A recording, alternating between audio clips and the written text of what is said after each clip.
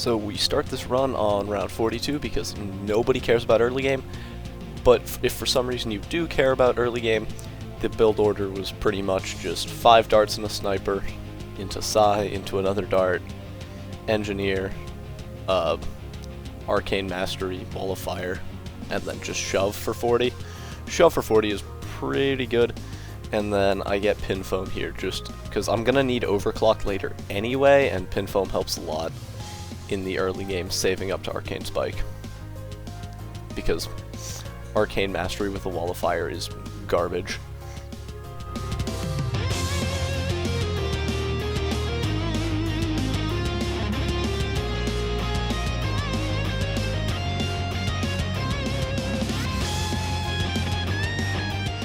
So I get Arcane Spike here on 49, and 49 was somehow still one of the hardest rounds in the early game.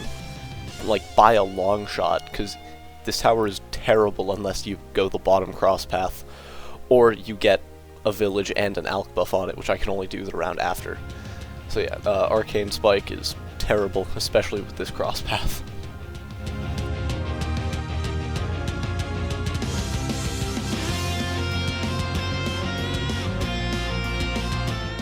Downdraft might seem like a weird choice because it's not known for being that good anymore after they nerfed it a while ago, but it's better than pretty much anything else in the scenario. Like, it helps a ton mid-game, especially on 63, just to get Archmage before 75, and then it'll also help a lot late game before we can get our, like, actual Super Ceramic cleanup, which I do end up getting, but only on the left side, so it still will help a lot.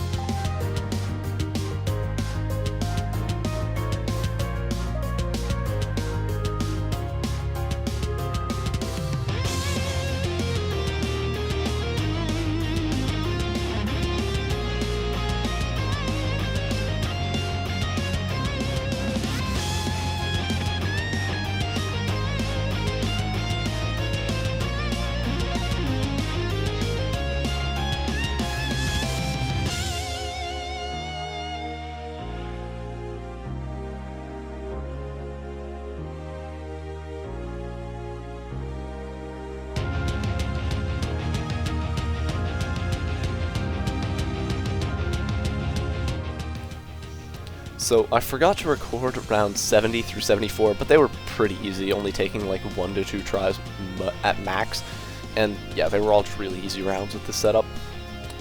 Archmage afforded on 75, and it's not even going to survive another 10 rounds without dying multiple times to 82, which is absolutely tragic considering this tower is almost 50k.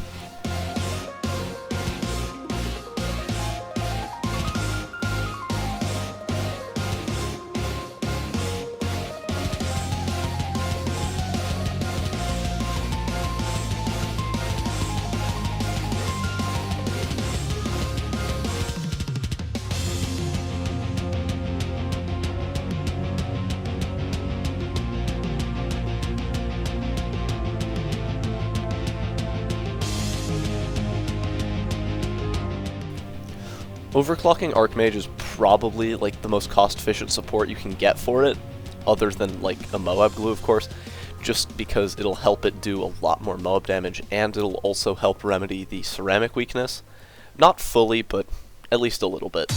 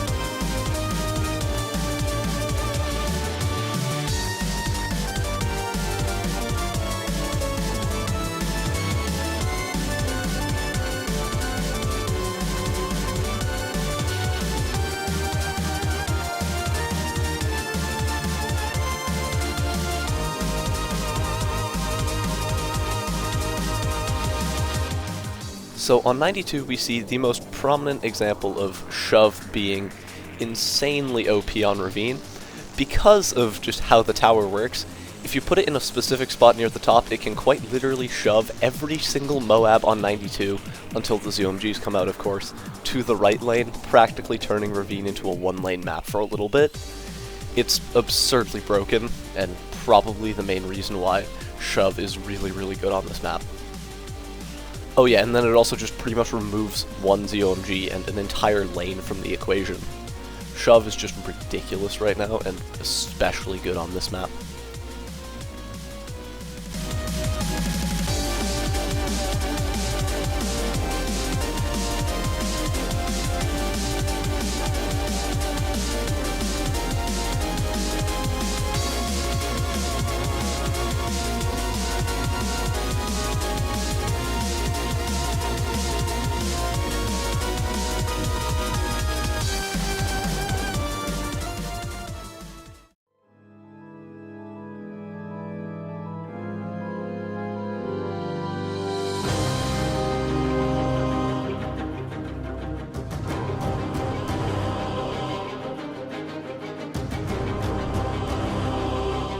'94 was probably the first hard late game round.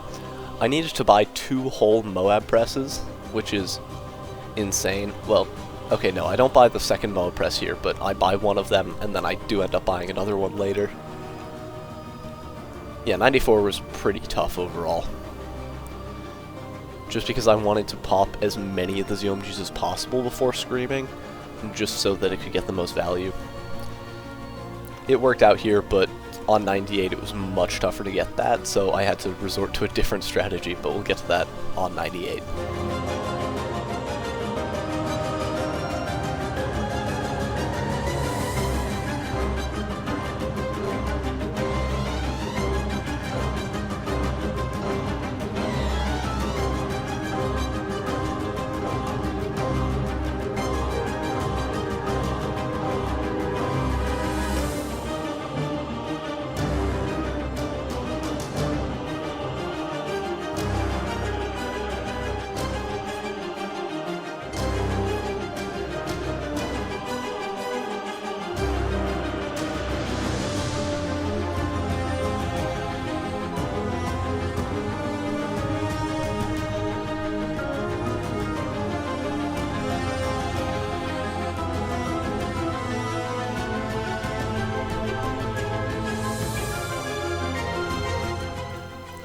I pretty much completely forgot what to say about this round because 98 took so long to do.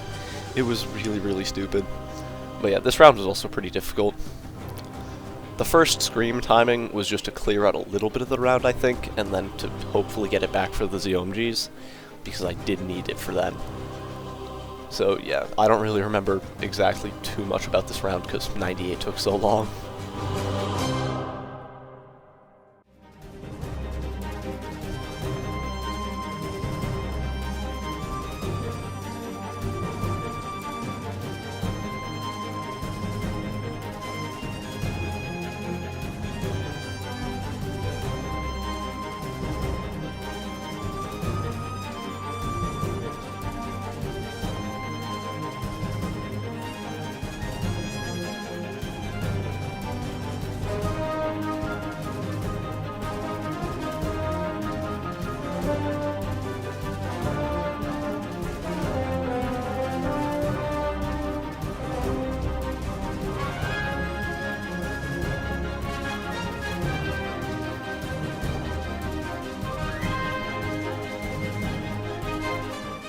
'97 is another example of Shove just being ridiculous. Like, look at this.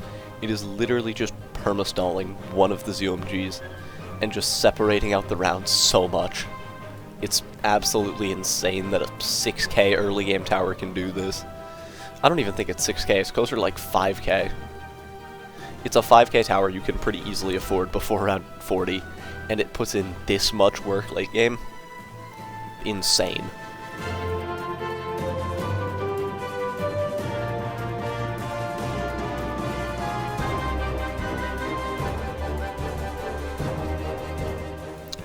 Shove just indefinitely stalling a ZOMG because it can do that. and then pushing the BFB out of Archmage's range to make sure we don't have to deal with the BFB on its own. Okay, so for 98, I had to buy a second press at the top, and then a balloon impact on the bottom, just because ceramics were that big of an issue, and then the sabotage for 99. Pretty much my goal for this round was to be able to get 2 screams in, one to get rid of most of the fortified BFBs, which you can see right here, and then a second one later.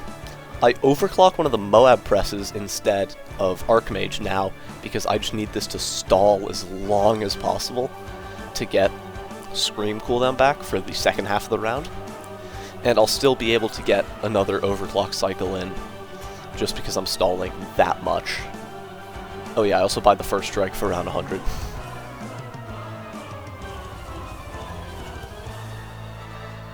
So Archmage just clears out a little bit of the round to provide enough time for these ZOMGs to get popped. Archmage is sniping the ZOMGs a little bit, so that does help. And all of the left ones pop. The left ones pop much earlier than the right ones, which was annoying. I wanted to get them all to pop at once. Seems like that wasn't necessary though, because Archmage just dealt with the left completely before the right was even popped.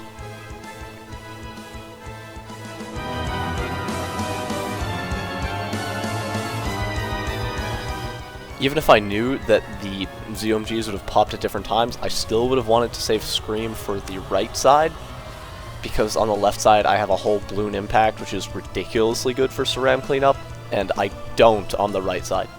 Not even Downdraft can get that many ceramics at once. 99, I had to overclock instantly, and Sabotage. The Sabo was needed for this round and no other round. Mildly annoying, but Archmage sucks. Got pretty close, but yeah. Round 100, pretty easy. I just had to micro the wall of fire a little bit, time first strike, and then screen the insides. Pretty standard for a Psy run.